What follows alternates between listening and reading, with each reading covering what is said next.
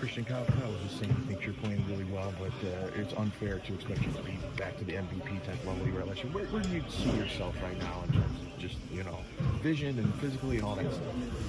Yeah, I feel like I'm getting a lot better. I mean, you have to manage your expectations a lot of times, but for me, it's not about anything statistically right now. It's not about any of that stuff. It's just about getting better every single day, and I know I'm doing that, which I'm excited about.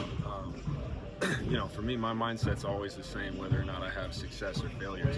I think when you lose and maybe you don't jump out on the stat sheet, your failures get highlighted. But I'm the same way all the time.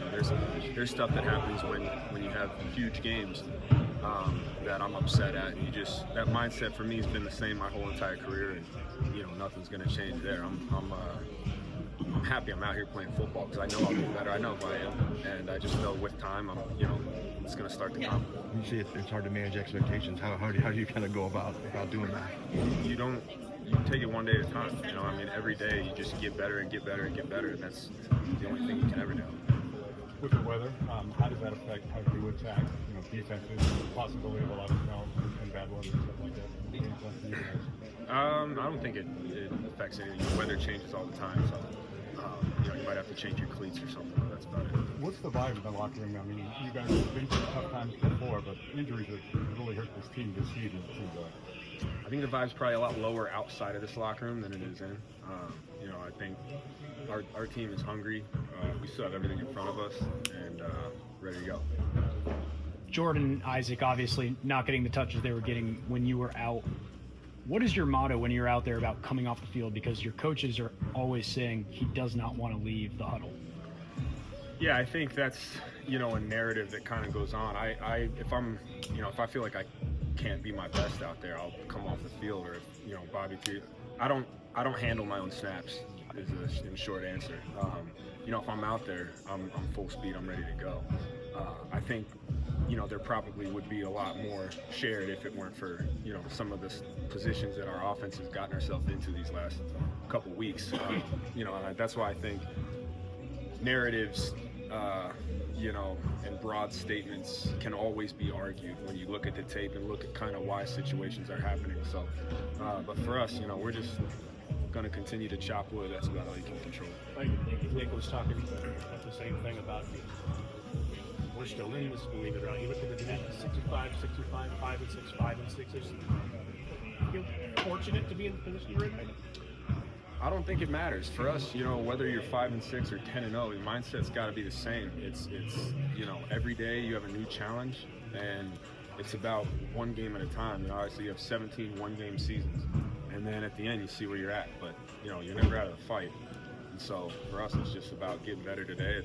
It's Wednesday practice, and that's about it. Tomorrow being Thanksgiving, what are you doing, and what do you eat? I'm not doing anything. I'll be here most of the day, just trying to get ready to roll. Kyle's exact words to describe you today was psycho in the best way possible. Is that an accurate description? I don't know. I think him and my wife will probably agree on that. But I love football to death, man. It's something that I've dedicated my life to this game, and I have so much fun playing football, whether it's no matter what's going on. And so, and I want to be great. I know what I can be, and so that's something that just drives me every day. I love these guys in the locker room, man. I love every single one of them. Football is the biggest team game on the planet Earth, and I think it's fun and special because of that. And when you're a part of that, you just want to give it your all. You have any memorable snow games growing up in Colorado? Bunch of them. Yeah, I think when I was 7, we had a Super Bowl at the lower field at Regis Jesuit High School. It was a blizzard, and we beat Cherry Creek Bruins, double overtime, in the last second play, and that was a blizzard. And then we played in a bunch more. I think a couple of my state championships that we played in high school were in blizzard. So I'm familiar with the snow, man. It'll be a fun atmosphere. Were you involved in that double overtime victory at the very end? Yeah. How Tipped it at the end. They tried to double pass, tipped it, and I just remember all the parents. It felt like you were playing in front of 70,000. There's probably 12 people there. All the parents stormed the field, and I actually remember crying at that game. I think that's when I decided I wanted to play football. Cornerback? I was playing Mike linebacker. Oh, yeah. much do you hate the Cherry Creek Bruins to this day? Creek was our rival. Whenever we played, I played for the Parks Hawks.